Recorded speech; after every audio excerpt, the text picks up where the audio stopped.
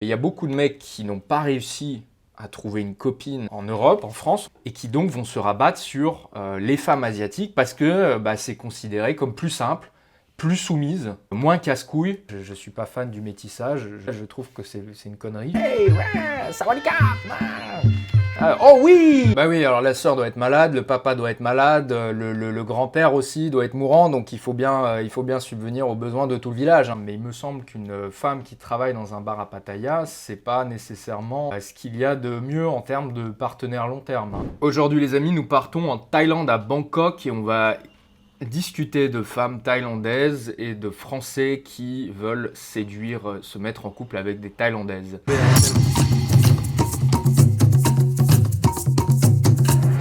Bonjour Alexandre. Bonjour à tous. Alexandre Nataf. Tout à fait. Donc on va présenter le palmarès quand même. Champion du monde de bodybuilding, médecin et puis une autorité dans la télé-réalité en France. Notoriété, j'ai fait quelques émissions, on va dire, mais voilà. Qui ont cartonné. Qui ont eu leur petit succès, on va dire. Voilà. Ouais. Alors, et aujourd'hui, donc, tu es à Bangkok, en Thaïlande. Oui. Alors, oui. Comment ça se fait? Eh ben, ça se fait que j'ai mon amie qui habite en Thaïlande, qui est thaïlandaise. Donc, je viens la voir. En fait, c'est quand la première fois que tu es venu en Thaïlande? Alors, je suis venu la première fois pendant le Covid, été 2021. En mai 2021, très exactement. D'ailleurs, je me suis tapé 14 jours de quarantaine. Tu vois ce qu'on fait par amour. Ouais. 14 jours de quarantaine. Et après, je suis resté 2 semaines en Thaïlande, donc un mois au total. On s'est baladé un peu partout. C'est là qu'on s'est rencontrés pour la première fois. D'accord. Donc, la première fois, tu es venu pourquoi en Thaïlande?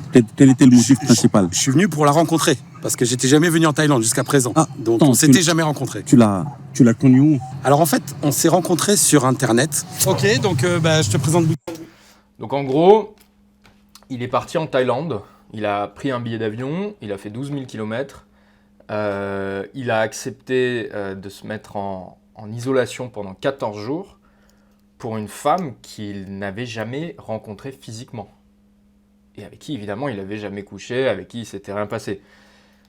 Il est motivé, on va dire, hein. Il était motivé. Boutsaya, qui est là avec moi. Boutsaya, sawadika. Sawadika. Hello. Hello. How are you? I'm fine. Where are you from, Boutsaya? I'm from Thailand. Where in Thailand? In Korat. So you know Alexander? Yes. Alexandre, how do you say? Alexander. Comment t'appelles Alexandre? Comment elle m'appelle? Ouais. Elle m'appelle ils disent Alec. Ils n'arrivent pas à dire Alex. Ah, ils te disent ont Alex. mal avec les S et les R, j'ai remarqué. Mais elle t'appelle pas chérie? Chirac? Dans les R, c'est super dur à dire. Le son re de Alexandre, c'est hyper difficile à dire pour tout étranger confondu. Il y a probablement que les Allemands dans le monde qui sont capables de faire notre R, qui n'est pas un R à l'espagnol, hein, c'est le R, c'est très difficile. Chirac? Baby.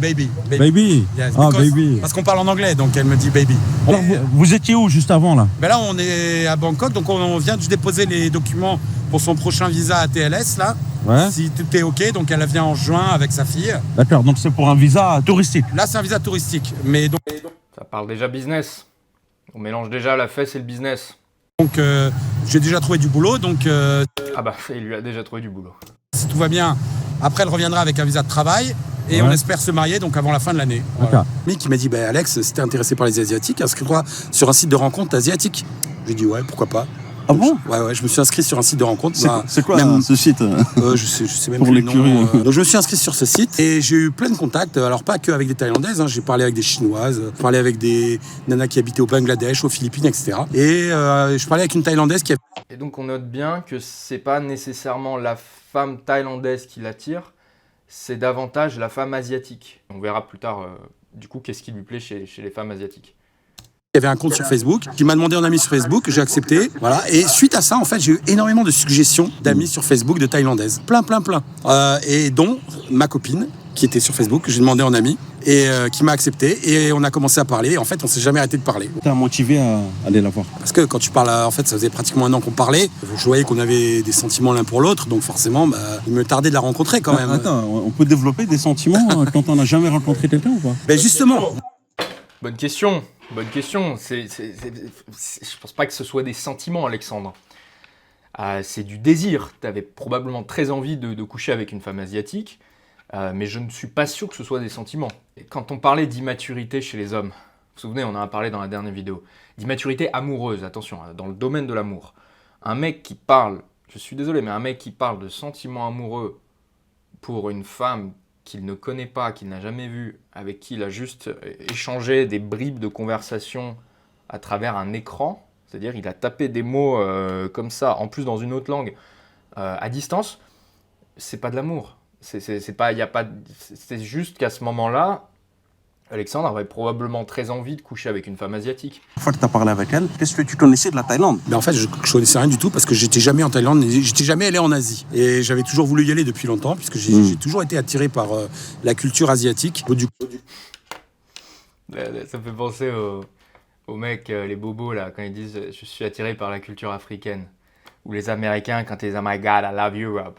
Putain, encore une fois, je ne suis pas un expert de l'Asie, mais je suppose que tu as quand même une différence entre la Thaïlande, entre la Chine, entre le Japon. Voilà, c'est pas la même chose.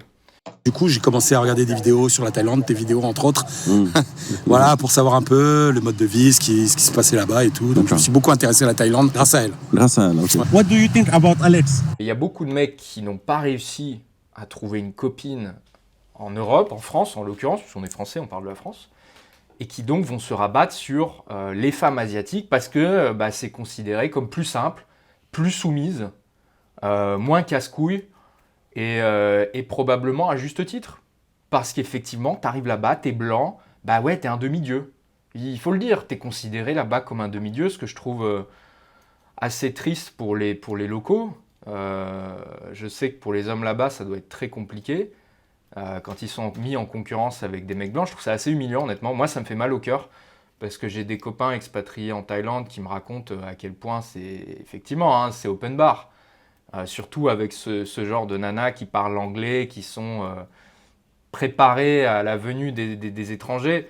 C'est joué clairement sur le principe de l'hypergamie, et pas l'hypergamie telle qu'elle est fantasmée aujourd'hui et très mal définie. Je parle vraiment du vrai sens, du sens de la première définition de l'hypergamie en anthropologie, qui était le fait de se marier avec quelqu'un au-dessus, qui a un niveau de statut et de ressources supérieurs à soi. Et dans ces pays plus ou moins pauvres, oui, l'hypergamie fait fureur. C'est-à-dire que ces nanas-là, je parle pas de... j'ai oublié son prénom. Batsai. Je parle des femmes, de certaines femmes thaïlandaises qui attendent les Occidentaux. Effectivement, là, l'hypergamie fait rage. Donc c'est ça la vraie hypergamie, c'est de se marier avec un mec qui est d'une caste supérieure, qui a des ressources supérieures, qui peut vraiment prendre soin de moi, et c'est totalement assumé. On ne s'en cache pas. Donc là-bas, effectivement, le mec dominant, c'est celui qui a du pognon. Et quand t'es blanc, il y a écrit sur ta gueule, j'ai du pognon. Voilà. What do you think about Alex? Alex, is good person. She say Alex Pumpuy. Yes, in Thai we like to say Alex Pumpuy. Yes, because Pumpuy. Pumpuy, yes. Pumpuy. J'ai traduit yes. sur Google, ça veut dire potelé. Yes. Potelé. He's a strong man. Ok. Il lui dit, qu'est-ce que tu penses? Qu'est-ce que t'aimes chez Alexandre? Elle lui dit, c'est un mec bien. Traduction, c'est un mec qui subvient à mes besoins. C'est pas un mot-clé que j'aime entendre là, comme ça, dans ce cas de figure. Je dirais, de tous les adjectifs qu'elle aurait pu sortir, elle aurait pu dire il est beau, elle aurait pu dire il est musclé, elle aurait pu dire il est intelligent, elle aurait pu dire il est cultivé, elle aurait pu dire il fait bien l'amour. Elle dit c'est un mec bien, quoi. Yes, but I like slim, yeah. Ah, elle veut que tu perdes Ouais, encore, je c'est perds, ça. Hein? encore un peu, ouais. Oh, Praman, 10 kilos. Maybe 85 kilos. 55 kilos, yes. yes. How Là, alors ça c'est pire. Donc en gros là, Sabri il essaye d'orienter un peu le truc, justement, il lui dit c'est un mec fort, c'est stylé un mec fort. Effectivement, tu regardes Alexandre, le mec il est carré, il est bodybuildé. Et là, qu'est-ce qu'elle dit? Elle dit non, moi j'aime les mecs slim. Mais frérot, s'il y a bien un adjectif qui me vient à l'esprit quand je regarde Alexandre, c'est le fait que le mec est baraqué. Et c'est pas un trait inné comme ça, ça fait partie de son quotidien. Ça fait partie de son patrimoine. Je veux dire, c'est une caractéristique saillante chez Alexandre.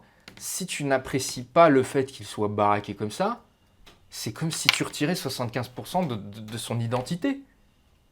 Combien d'heures de boulot par semaine? Combien d'années de travail? Le mec c'est une œuvre d'art. Alors attention, je dis pas que toutes les femmes apprécient les mecs taillés comme lui. Il y a beaucoup de nanas qui diront qu'il est trop musclé. C'est pas forcément le physique idéal. Mais il y a des niches en séduction et il y a des nanas qui adorent ce type de profil-là.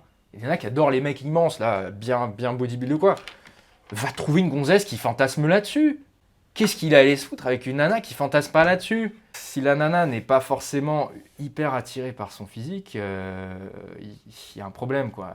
Par quoi elle est attirée, du coup? Si c'est pas le physique, alors peut-être que c'est la personnalité, on va le voir. Peut-être qu'elle adore sa personnalité. Mais pour moi, il y a quand même beaucoup de signaux qui me laissent penser qu'il y a un intérêt, des intérêts matériels, pécuniers derrière tout ça, quoi. On le dit cash, quoi. Il y a un conflit d'intérêts qui me plaît pas. Et moi, j'aime pas ce genre de début de relation quand il y a trop d'indicateurs qui me laissent penser que la nana n'est pas forcément là pour ma valeur intrinsèque, mais plutôt pour ma valeur extrinsèque. Parce qu'Alexandre, il a aussi beaucoup de valeurs extrinsèques. Il a fait de la télé, il semble avoir un bon niveau de vie.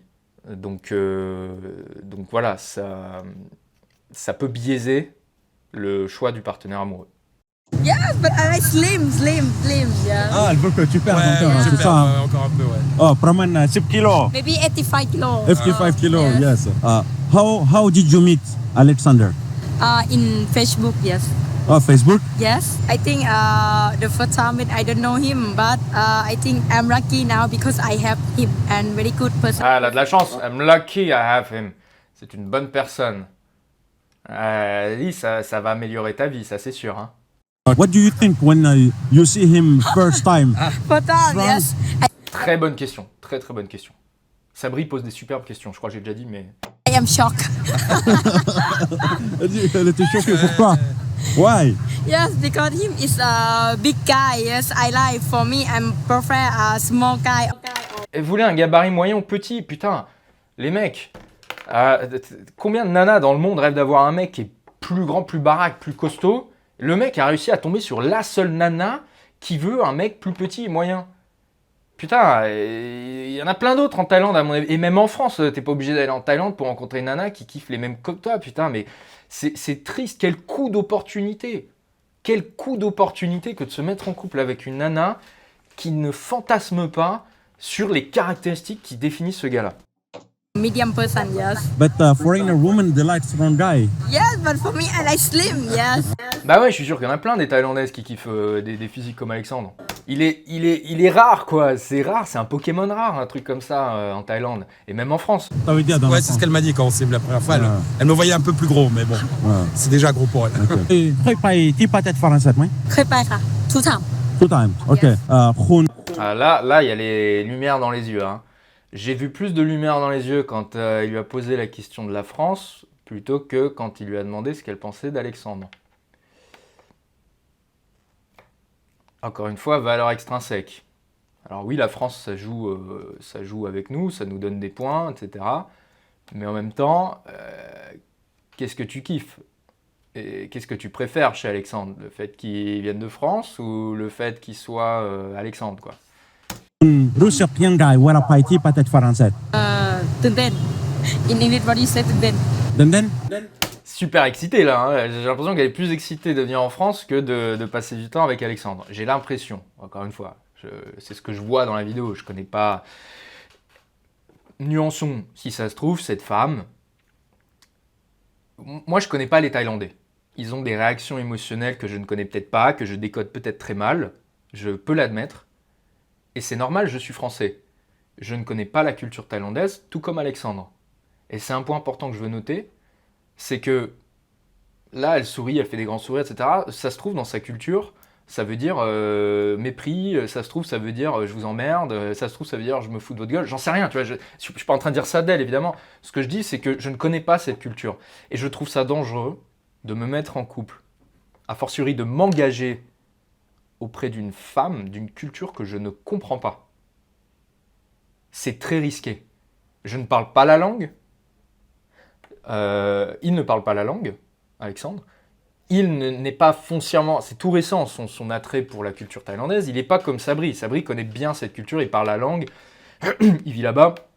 On sent vraiment que le mec, il s'en est imprégné, quoi. Il a même un peu la personnalité un peu nonchalante. On voit on voit un petit peu, moi quand je faisais de la boxe thaï, c'est vrai qu'il y a cette nonchalance qui est très thaïlandaise. Donc je vous dis que je connais pas la culture thaïlandaise, mais j'ai quand même vu quand j'étais chez Skarboski, Jean-Charles faisait venir plein de champions thaïlandais et donc je parlais un petit peu avec eux.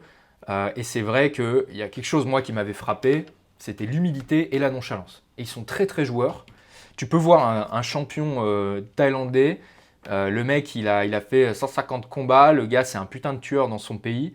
Et puis tu le vois là, il va jouer avec toi. Il va faire Hey, ouais, sawadika, oh oui. Ça, c'est les bruits, genre oh oui. Et je trouve ça merveilleux parce que, alors, s'il y a bien un truc que j'ai appris avec les Thaïlandais dans les salles de boxe, enfin chez Jean-Charles, encore une fois, c'est vraiment l'humilité, quoi. Tu te dis, ce mec-là, il a fait 150 combats en Thaïlande, il partait de rien, pauvreté, etc. Moi, je peux pas arriver à me la péter là, avec mes abdos et tout. Non, je peux pas. Donc, tu fermes ta gueule et tu écoutes et tu fais les courbettes comme il faut. Et donc, là où je veux en venir, c'est que peut-être c'est plus facile de se faire avoir, quoi, parce que tu comprends pas. Tu connais moins les intentions derrière. Il y a des choses que tu comprends. Tout ça, moi, je trouve ça risqué. Je trouve ça risqué comme situation. Encore une fois, dans le cas d'un mec comme Sabri, un type qui vraiment veut s'imprégner de la culture, veut la comprendre, ou comme les mecs qu'on avait d'ailleurs des mecs qui faisaient de la boxe thaï et qui partaient dans le pays, qui revenaient et qui parlaient la langue. Ok, là tu te mets avec une femme thaïlandaise, ok, mais parce que toi tu la connais cette culture, tu sais ce que ça implique, tu as accepté que cette culture te plaisait là et tu la comprends. Là dans ce cas-là je veux bien, mais un gars comme Alexandre qui connaît pas tout ça, c'est risqué pour lui, c'est risqué. Maintenant, j'aimerais parler un peu plus de ta copine. Sur le plan culturel, vous avez quand même certaines incompréhensions, clivages. Oui, parce que en fait, les Thaïlandais, il y a plusieurs choses qui m'ont frappé. Déjà, je trouve que ils n'ont pas beaucoup de culture générale, sans vouloir être méchant. Quand je parle avec elle, par exemple la Deuxième Guerre mondiale, Trump, elle connaît pas tout ça, elle savait même pas qu'il y avait la guerre en Ukraine. Et quand je suis venu la première fois en Thaïlande, pareil, quand je regarde la télé, aux infos, ils parlent que de ce qui se passe en Thaïlande. Non. Merde. Super question de Sabri, encore une fois. Donc il est en train de surligner le fait qu'effectivement, culturellement, c'est très différent. Et tu te mets pas une gonzesse juste parce que tu kiffes les Asiates. D'ailleurs, si tu veux vraiment des Asiates, en France, tu vas dans le 13e à Paris, il y en a un. Là, il a dit, il y a des problèmes de culture générale. Et ça, je pense que c'est un point très important. Je vais vous raconter une anecdote là-dessus. J'ai eu un client il y a 1 an qui venait de Colombie. Donc il est venu, il m'a appelé et tout, et il me dit ouais, Léo, je suis chaud pour faire des séances avec toi, pour rencontrer des nanas, etc. Et je lui dis cool, écoute, moi en plus ça me chauffe bien d'aller en Colombie, voilà, ça me plairait bien. Il me dit non, moi je veux venir en France. Je dis pourquoi tu veux faire des séances en France? Pour moi c'était logique de faire les séances directement là où c'est localement, là où il va rencontrer les nanas, et comme ça il sera préparé. Parce que séduire une Colombienne en Colombie, ça n'a rien à voir que de séduire une Française en France. Et il me dit, mais moi, Léo, je veux pas de Colombienne, j'en peux plus des Colombiennes, je veux une Française. Et il m'explique, alors elles sont géniales physiquement, elles sont superbes, c'est le kiff, sexuellement c'est le kiff, mais par contre, elles n'ont pas de conversation. C'est impossible de parler avec elles. Il me dit, c'est impossible. Alors lui, il me dit elles sont connes, mais c'est pas vrai, c'était ses termes, hein, je reprends les termes exacts, mais ce qu'il voulait dire, c'est que, en fait, ce que les Français ne se rendent pas compte, c'est le niveau de culture générale moyen qu'on a en France par rapport au monde. Et pour ça, je pense qu'il faut vraiment voyager et aller discuter avec des étrangères dans d'autres pays pour constater à quel point le niveau de capacité de conversation de nos femmes françaises et des Français en général, il est quand même assez élevé. Il est quand même vachement élevé par rapport à la moyenne du monde. Et ça, c'est un critère que ne prennent pas en compte ces mecs qui s'expatrient ou alors qui vont chercher une femme à l'étranger. Est-ce que tu vas être capable de parler avec cette gonzesse? C'est très important pour nous les Français. Je vais même aller plus loin. Moi, je trouve ça sexy, une femme qui a de la culture, qui a de la conversation en fait. Parce que, ok, c'est super important, une femme jolie, féminine, avec qui ça se passe bien, sexuellement, tout ça, ok, très bien. Mais derrière, quand on est au resto, derrière, quand on se retrouve face à face, il faut qu'on puisse parler, quoi. Et qu'est-ce que c'est beau, une nana qui parle bien, qui raconte des choses, qui est passionnée par ces sujets à elle, que ce soit l'histoire de l'art, la littérature, et qui aime en parler. Mais c'est ultra sexy. Et les Françaises, on a beau les critiquer sur plein de plans, elles sont quand même douées là-dessus. Surtout les Parisiennes. Ah, je sais que c'est pas à la mode de dire... moi j'aime les Parisiennes, je le dis, et en particulier pour ça. Pour les capacités conversationnelles, pour avoir un petit peu voyagé, et pour avoir même discuté ici, même à Paris, avec des étrangères, je vous garantis que les Françaises, c'est dans le top 3 des nationalités au monde qui ont le plus de conversations. Et moi, c'est hyper important pour moi. Et je pense que ça l'est pour beaucoup de Français. Et que beaucoup de Français sous-estiment ce critère-là lorsqu'ils choisissent une gonzesse. Ça, moi, c'est un truc qui m'effraierait. Ça m'effraie. De me dire, je suis face à une nana, je me suis engagé sur 10 ans, sur 20 ans, peu importe. Et là, ça y est, on est déjà à court. On n'a plus rien à se dire. Ouf, chaud. Donc très important. Mesdames, prenez note. Développez vos capacités conversationnelles. Soyez curieuses, etc. Et globalement, vous faites du bon boulot. En France, vous faites du bon taf. Voilà, faut le dire. Vous êtes casse-couilles, mais on peut discuter. Voilà. Vous allez nous casser les couilles à débattre pour savoir quel est le pourcentage de vaisselle à faire, mais au moins on pourra discuter derrière après avoir fait la vaisselle. Et ça, c'est un bon point. On voit jamais d'infos sur l'étranger. Et d'ailleurs, je lui ai dit, mais comment ça se fait qu'on parle jamais de l'étranger? Elle m'a dit, en fait, parce que les Thaïlandais ils sortent très peu de la Thaïlande, ou il y en a très peu qui sortent de Thaïlande. Donc on s'intéresse pas trop à ce qui se passe à l'extérieur. Ouais. Déjà ça. Est-ce que ça te bloque ça ou pas, le fait de ne pas parler de guerre mondiale, tout ça? Non, ça me bloque pas plus que ça, non. Et d'ailleurs, il y a un truc qui m'avait amusé. En plus, le gars, c'est un médecin. Hein. Donc c'est pas... Enfin, voilà, quand t'es médecin, a priori, t'as un certain bagage culturel. J'avais vu qu'il y avait un roi en Thaïlande, je lui ai dit, mais est-ce que le roi... Parce qu'il y a une différence entre... se mettre en couple avec une Thaïlandaise médecin qui vient d'une bonne famille, qui a de l'éducation, qui a peut-être fait des lycées étrangers, des études, des universités, etc. Et se mettre en couple avec une nana thaïlandaise qui sort d'un bar, quoi. D'un bar à Pattaya. Il va le développer plus tard, il le disait en intro. Le fossé, il est gargantuesque, là, entre les deux. Roi, est-ce qu'il a un rôle politique? Est-ce qu'il prend des décisions? En fait, elle savait pas du tout. Elle m'a sorti tout un texte qui disait le roi de Thaïlande et ceci et cela. En fait, elle avait fait un copier-coller de Google. De Wikipédia, quoi. Ouais. Faire du chat GPT, quoi. Et une femme qui est pas curieuse, bon courage pour avoir des discussions intéressantes avec elle. Si elle est même pas curieuse sur qui est le roi de Thaïlande et comment ça se passe en Thaïlande, etc., bon courage, hein. On s'est rendu compte après parce qu'elle-même, elle savait pas la réponse. Ah non, elle est venue en janvier là, avec sa fille, on était au ski et tout, il faisait 0 degré. On était à Euro Disney, il faisait tellement froid qu'on est resté 2 heures. Elle pouvait plus bouger les mains tellement il faisait froid. C'est vrai ça? Ouais, ça Elle supporte pas le froid? Bah, pour quelqu'un qui a vécu toujours entre 30 et 40 degrés, tu l'amènes à 0 degré, c'est le choc thermique. Ouais. Hein. Est-ce que tu penses qu'elle va s'adapter? Ça, moi, c'est pas ce qui me choque le plus, honnêtement. Les différences de température, oui, ça va la gonfler, mais une nana qui est vraiment amoureuse, vous inquiétez pas que la différence de température, elle s'en fout. Après, il faut voir, est-ce qu'elle est vraiment amoureuse? Ça, c'est une autre question. What is this? Shoe. Non, this. Animal. This sugar glider. Elle a quoi? C'est quoi? C'est une espèce de... Comme la famille des écureuils. Attends, mais c'est quoi ça? Il est tout Je petit? connais pas, mais moi je connaissais pas non plus. Comme un écureuil, D'accord. ils sont presque volants là, ils ont un excès, tu sais, ils sautent. D'accord. Ah, si, you have a Pokémon? Pokemon. No, I don't have Pokemon. Non, franchement, c'est... Les gars, c'est-à-dire que je vous parlais de fossé culturel. C'est-à-dire que même les animaux de compagnie, c'est des putains d'écureuils volants. Comment vous voulez qu'on se comprenne? L'écart, il est énorme, quoi. Moi, je trouve ça marrant, je trouve ça même attendrissant, à vrai dire. Mais juste pour surligner la différence qu'il y a, quoi. Nous, en France, on a des chihuahuas. Les femmes, elles ont des chihuahuas. Là-bas, elles ont des écureuils volants. C'est incroyable. Jamais disputé. Jamais disputé depuis qu'on se connaît en 2 ans. Never fighting? What? Never Together?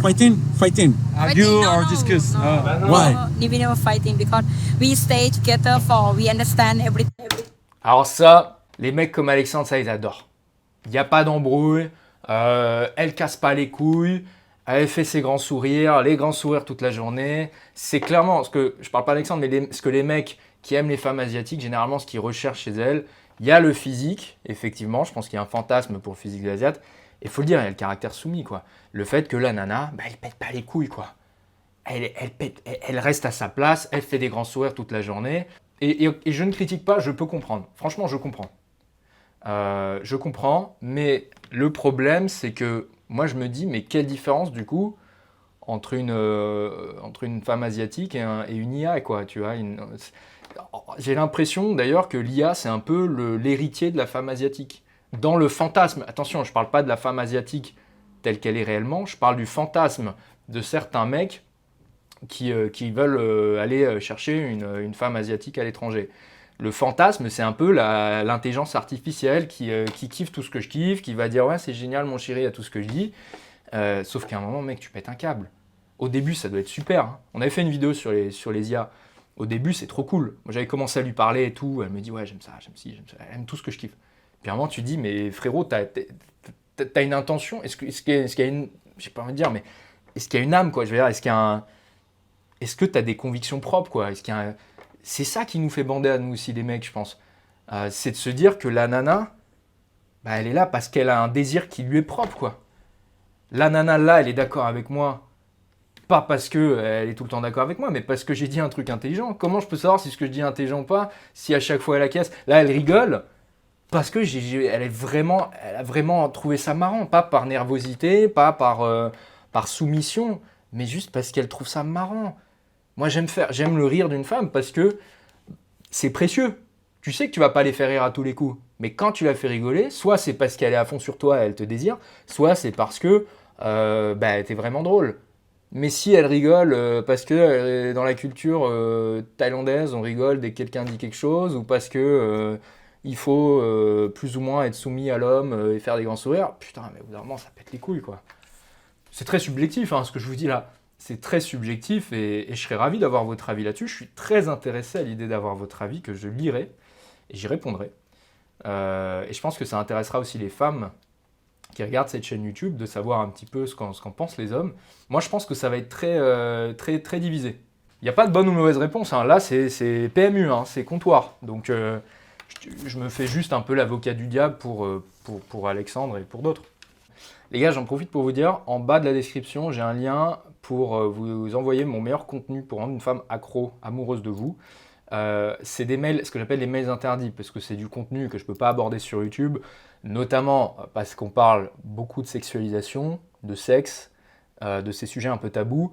Donc tout ça, j'ai décidé de le garder par email. Si vous rentrez votre mail, là, vous y avez accès immédiatement, vous avez accès au premier email, et après, c'est tous les 2 jours. Voilà, on continue. Alors, tu es médecin. Comment tu sais que, voilà, en étant avec une autre personne, sans vouloir manquer de respect, elle n'est pas intéressée par ton statut? Alors, Médecin.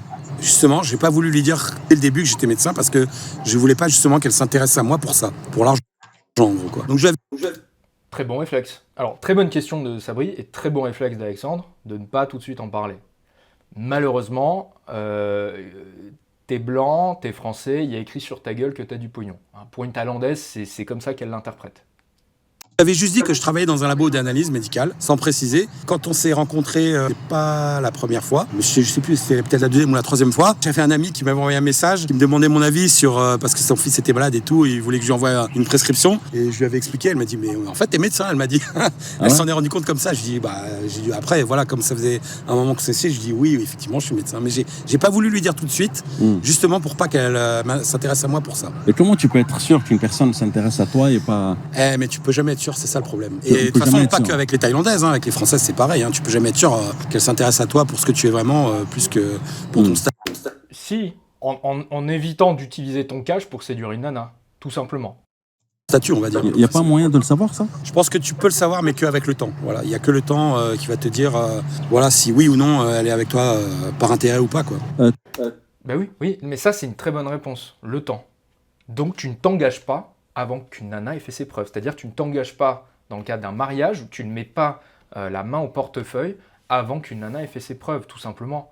Ton entourage, ils en pensent quoi? Est-ce qu'ils sont au courant de ton histoire? Oui, avec, ils sont au courant. Mais je l'aurais pas dit tout de suite. Alors au début, quand j'ai dit ça à mes parents, ils étaient un peu catastrophés. À ce point-là? Bah ouais, parce qu'ils se sont dit, qu'est-ce qu'il va faire en Thaïlande et tout. Mais comme je leur ai dit, de toute façon... en Thaïlande ou en France, je veux dire, le risque il est le même. Avec une fille, tu sais pas ce qu'elle veut, voilà. Hein, donc, Ah non, il est pas le même. Le niveau de vie d'une Française moyenne, c'est pas le même que le niveau de vie d'une Thaïlandaise moyenne. Mais maintenant, ils l'ont bien accepté puisqu'ils l'ont rencontrée, puisqu'elle est venue en France et tout. Ils se sont rendus compte que voilà, qu'elle était gentille. Très probablement, elle m'aimait vraiment pour ce que je suis. Donc voilà, ils sont rassurés maintenant. Ils lui ont posé des questions. Bah, juste, je tiens à dire, c'est une très bonne chose qu'il ait demandé à ses proches. Et d'ailleurs, j'invite tout le monde à le faire. Il faut toujours demander l'avis. Dans des situations amoureuses comme ça, le problème, c'est qu'on devient irrationnel. On perd sa lucidité. C'est normal, on est amoureux. On a des sentiments et le désir, ça rend stupide. Et c'est pour ça qu'il faut s'entourer de gens qui n'ont pas la tête dans le guidon comme nous et qui ont notre intérêt à cœur. Donc ta famille et tes amis, généralement, c'est des gens qui ont un avis neutre et bienveillant, neutralité bienveillante. Donc faut en profiter. Et faut les écouter, ces gens-là. Il faut vraiment les écouter. Moi, c'est ce que je recommande toujours à mes clients, tout ça, quand ils me demandent des conseils, je dis, mais écoutez les gens autour de vous. Ils auront probablement plus de lucidité que vous. Ah, ils ont posé des tas de questions en anglais parce qu'elle parle pas français malheureusement pour l'instant. Ouais. Mais ouais, ils ont pu parler un peu, voilà. Donc ça s'est bien passé. Alors, est-ce que tu peux me parler un peu d'elle Alors quand je l'ai connue, elle travaillait dans un bar à Pattaya. Et puis après, elle était. Bar à Pattaya. Je suis pas un expert de la Thaïlande, hein, mais il me semble qu'une femme qui travaille dans un bar à Pattaya, c'est pas nécessairement ce qu'il y a de mieux en termes de partenaire long terme. Hein. Je connais la réputation de Pattaya. Je vois aussi à peu près quel est le niveau du touriste qui vient en Thaïlande, à Pattaya. Ils n'y viennent pas pour faire des camps de boxe thaï. Hein. Et ils n'y viennent pas non plus pour aller visiter les temples. Partie travailler à Bahreïn parce que ça rapportait plus. Donc elle est restée Bahreïn, ouais. à Bahreïn. Ouais, elle est restée 1 an et demi à peu près à Bahreïn. Elle faisait quoi là-bas? Pareil dans un bar. Donc j'étais allé la voir là-bas une fois à Bahreïn aussi. Bon après. C'est des bars là-bas au Bahreïn ou c'est des salons de massage tiens là-bas plutôt? Non, c'est plus des salons de massage, ouais, parce D'accord, que c'est pas. Alors, je sais, Sabri sait mieux que nous ce qu'est un salon de massage en Thaïlande. Moi, je sais ce que c'est un salon de massage à Paris et je sais qu'il n'y a pas que des massages qui s'y font là-dedans. Hein. Pas comme en Thaïlande. Et après, donc, elle a arrêté de travailler, elle est venue s'installer, elle est venue retourner parce qu'en fait, elle avait une fille de 8 ans qu'elle avait laissée pour aller à Bahreïn, donc qu'elle voulait quand même revoir, donc elle a arrêté, elle est revenue en Thaïlande. Et actuellement, elle travaille pas parce que là où elle est, c'est un peu compliqué pour trouver du travail. Elle m'a dit le seul travail qu'elle peut faire, c'est dans une usine et tout, mais des horaires de merde et puis c'est mal payé, donc voilà, pour l'instant, je subviens à ses besoins. Voilà. Tu sais qu'on se dit tout dans cette chaîne. Ouais. Est-ce qu'on peut savoir à peu près le budget mensuel à peu près? Bah écoute, au début, je lui ai envoyé 20 000 bahts par mois, donc ça fait à peu près 500 €. Et bon, maintenant, je lui envoie 40 000, donc ça fait 1 000 € par mois. Quoi. Pour la future femme, c'est ça?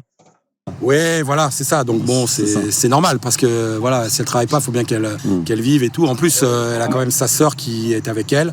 Ah bah oui, alors la sœur doit être malade, le papa doit être malade, le grand-père aussi doit être mourant, donc il faut bien subvenir aux besoins de tout le village. Hein. Alexandre est un mec bien. On comprend pourquoi Alexandre est un mec bien. Non les gars, à un moment, faut arrêter de déconner. 1100 balles, 1100 €. C'est quoi le pouvoir d'achat du Thaïlandais moyen? 1100 €, c'est légèrement en dessous du SMIC en France. Qu'est-ce que tu fais avec 1100 € en Thaïlande? Tu vis avec une villa au bord de l'eau. C'est extrême. C'est extrême. J'aimerais bien que Sabri lui demande à Alexandre s'il a conscience du niveau de vie moyen, de combien a besoin un Thaïlandais moyen pour subvenir à ses besoins. Quel est l'équivalent du SMIC en Thaïlande? Est-ce qu'il sait à quoi correspond ces 1100 €? C'est astronomique. Déjà, rien qu'en France, 1100 € en France, déjà verser 1100 € à une nana, mais c'est énorme. J'ai l'impression d'avoir un mec qui a un contrat de leasing, donc qui verse un loyer tous les mois pour payer sa bagnole, et puis à la fin, il rachètera sa voiture à un prix, voilà, comme si les loyers mensuels qu'il verse, les 1100 € seront déduits de la dot qu'il devra payer à la fin pour accéder à sa nana. C'est malheureux de mélanger le business comme ça. Moi, je comprends pas pourquoi des mecs vont chercher des nanas à l'étranger pour retrouver le côté traditionnel, etc., ce que je peux comprendre. Mais du coup, ils délaissent totalement l'amour, quoi. Ils délaissent totalement la pureté des sentiments. Et vous me connaissez, je suis loin d'être un romantique fleur bleue. Mais il y a des choses qui sont belles, il y a la compatibilité, il y a le désir. Et là, c'est pourri par l'argent, quoi. Mais c'est souvent les mecs qui font cette connerie, c'est de venir pourrir une relation avec l'argent, de mélanger le business et la fesse, quoi. Et on va me dire, c'est comme ça en Thaïlande, mais très bien. Mais est-ce que nous autres Français, est-ce qu'on est Est-ce qu'on a envie de rentrer là-dedans? Moi, j'ai pas envie. J'ai pas envie parce que du coup, ils sont où les sentiments? Tu peux pas me parler de sentiments. Je peux comprendre qu'un mec n'ait pas envie de se faire chier, il a juste envie d'avoir une nana qui lui fait à manger. Mais déjà, 1100 €, avec 1100 € en France, la femme de ménage, la cuisinière, ça, tu la trouves. La femme de ménage, la cuisinière et puis une nana avec qui passer du bon temps, 1100 €, ça passe. Hein. Ça passe clairement, si c'est vraiment ça que tu veux. Donc je comprends pas. Qu'est-ce que tu obtiens? Qu'est-ce que tu penses obtenir avec 1100 € par mois? Quelle est la valeur? Qu'est-ce que cette femme-là va apporter qui corresponde à l'équivalent de 1100 € par mois? J'ai du mal à comprendre. Que tu ne pourrais pas retrouver en France à fortiori. Il y a une différence importante entre lâcher une rente tous les mois pour une nana que tu connais pas si bien que ça et faire des beaux cadeaux à une nana qui a fait ses preuves. C'est pas pareil. Faire un cadeau à une fille que t'aimes, qui t'aime et qui a fait ses preuves auprès de toi, mais ça c'est merveilleux. Mais lâcher une rente, et c'est la condition sine qua non pour avoir le privilège d'épouser cette femme-là, cette femme en général, moi j'ai du mal avec ça, quoi. J'ai du mal avec ça. Donc tout à l'heure, Alexandre demandait comment faire pour être sûr qu'une nana ne soit pas attirée par son argent et qu'elle soit attirée réellement par sa valeur intrinsèque. Bah, tu commences par ne pas lâcher 1100 € par mois, peut-être. Sa fille et les 2 enfants de sa sœur, donc c'est elle qui les nourrit pratiquement tous. Donc voilà. Et elle travaille plus, donc plus besoin de travailler dans un bar. Pour l'instant, non. Mais en tout cas, quand elle vient en France, elle m'a dit « Je veux bien venir en France à une seule condition, c'est que je travaille ». Donc elle a vraiment l'intention de travailler en France. Ça, c'est super. Ça, c'est super de sa part. C'est génial. C'est un très bon point. Faut donner les bons points aussi. Ça, c'est un super point. Mais dans ces cas-là, je veux dire, la nana, elle a une bonne intention. Elle veut travailler. Mais pourquoi lui filer du fric, quoi? Putain, c'est incroyable. La nana, elle a de bonnes intentions. Elle veut travailler. Pourquoi pervertir la relation avec du fric, quoi? Mais est-ce que tu te verrais vivre ici un jour? Honnêtement, on se dit, pas de souci. Actuellement non, parce que comme je l'ai dit, on en a parlé entre nous, je pense pas trouver un boulot ici qui me rapporte autant qu'en France, voilà, c'est la vérité, c'est juste pour ça. Mais il est prévu que quand je serai à la retraite, on vienne habiter un jour en Thaïlande. Bah, tu peux pas lâcher un poste de médecin. Et voilà. Moi, je vous le dis sincèrement, les gars, si je me mettais en couple avec une étrangère comme ça, ce serait pas pour la faire venir en France. Parce que tu l'as fait venir en France, qu'est-ce qui va se passer? Elle va se rendre compte que en France, il y a plein d'Alexandre. Alors peut-être pas physiquement comme Alexandre, mais il y a plein de mecs, des mecs bien. Hein, il y en a beaucoup en France, des mecs bien. Le français moyen, sur l'échelle mondiale, il est top, hein, pour les gonzesses. Sur le marché de l'amour, il est top. C'est-à-dire que physiquement, on est bien, clairement. On a quand même tous les avantages de l'homme moderne. On n'est pas casse-couille. Hein, on laisse nos nanas se balader, on laisse nos nanas s'habiller comme elles veulent, elles font ce qu'elles veulent, elles sont très libres, hein, en France avec nous. Mais en même temps, on a quand même certains avantages des pays, des vieux pays un peu traditionnels, c'est-à-dire les pays latins. On a la galanterie, on a des mecs comme Alexandre qui ont envie encore de garder une nana au foyer. Donc on se retrouve finalement avec tous les avantages de l'homme moderne, et encore pas mal de vestiges du El Famoso patriarcat. Hein, c'est quand même la beauté des pays latins comme la France, et c'est pour ça qu'il y a encore beaucoup d'étrangères qui viennent à Paris, parce que, mine de rien, le French lover, qu'on le veuille ou non, il existe encore. Et donc, quand tu fais venir une étrangère en France, il y a de la compétition en France. Le niveau, il est assez élevé. Et je ne suis pas sûr que ce soit une très bonne idée de ramener, entre guillemets, son casse-croûte à la maison, comme ça, quoi. Moi, je l'aurais pas fait. Moi, j'aurais pas fait un truc pareil. J'aurais préféré, encore une fois, jouer le jeu à 100%, m'imprégner de la culture. Déjà, je choisirais pas une nana juste parce que j'ai pas trouvé en France. Ce sera vraiment parce que la culture m'attire, parce que j'ai vraiment envie de jouer le jeu à 100%. Et je m'installerai là-bas. Et j'habiterai là-bas, et j'apprendrai la langue, et je vis là-bas comme eux, etc. Comme le fait Sabri, encore une fois. Voilà, c'est ça. Ta carrière, c'est ça. médecin, après, elle a parfaitement compris. Hein, elle est d'accord avec ça. Hein, donc, de toute façon, elle veut habiter en France. Elle veut travailler en France. Elle pense que sa vie sera meilleure en France pour elle et pour sa fille. Donc, voilà. Je pense qu'effectivement, sa vie sera meilleure en France et je suis pas sûr que le critère numéro 1 ce soit Alexandre. Je pense que le critère numéro 1 c'est surtout avoir une belle vie en France. Tu penses qu'un homme se doit quand même d'apporter une certaine sécurité pour la femme, tu vois? Oui. Sécurité financière, etc., etc. Oui, alors ça, c'est peut-être plus dans la mentalité justement de la Thaïlande qu'en France, parce qu'en France, les femmes, elles aiment bien être indépendantes aussi, travailler. Elles sont plus pour l'égalité des salaires et tout. Mais pour les Thaïlandais, c'est vrai que c'est surtout à l'homme de faire vivre la famille. Ça te choque pas? Tu trouves ça normal? Comment... Ça me choque pas, non, ça me choque pas. Je sais que c'est leur façon de penser d'ici. Mais de toute façon, elle, comme elle me l'a dit, elle veut vraiment participer. Donc... Faut pas croire que les gonzesses en France, elles rêvent d'aller travailler et que c'est le kiff. Oui, il y a des femmes qui ont eu la chance d'avoir une belle carrière en France et qui peuvent se développer là-dedans et kiffer, etc. Mais la majorité des femmes en France, elles rêveraient de pouvoir rester auprès de leurs gamins, d'avoir une famille, de pouvoir rester auprès de ses enfants et de pouvoir s'en occuper et de ne pas avoir à aller bosser. Le congé de maternité en ce moment, il est quoi? Il est de 8 semaines pour une femme. Si elle pouvait le doubler, le tripler, je pense que les nanas voteraient pour.